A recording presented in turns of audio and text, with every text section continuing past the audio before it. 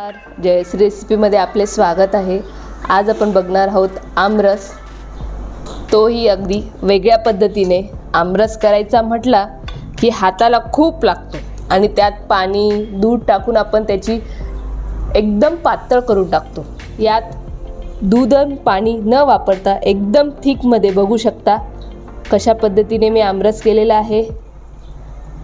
इथे मी 2 स्वच्छ आंबे घेतलेले आहे, त्यांना धुवून आणि पुसून घेतलेले आहे। स्लायसरच्या मदतीने सालून घ्यायचे आहे।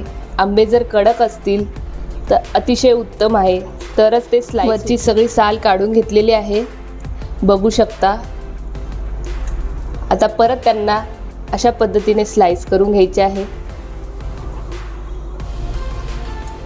मी एकदम पूर्ण कोय दिसेपर्यंत काढून घेतलेला आहे। मिक्सरच्या भांड्यामध्ये मँगोचा पल्प टाकायचा आहे।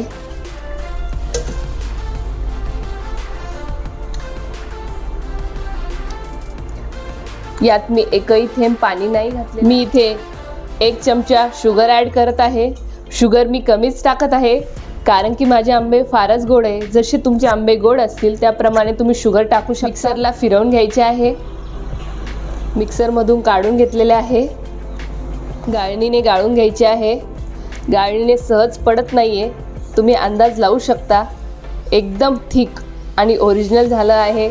दूध किंवा पाणी टाकायची गरजच नाही। गाळून यासाठी घेतलं आहे ते नॉर्मल स्मूथ आलं पाहिजे, म्हणून थिक पद्धतीने मी इथे आमरस केलेला आहे, पाणी आणि दुधाचा वापर न करता।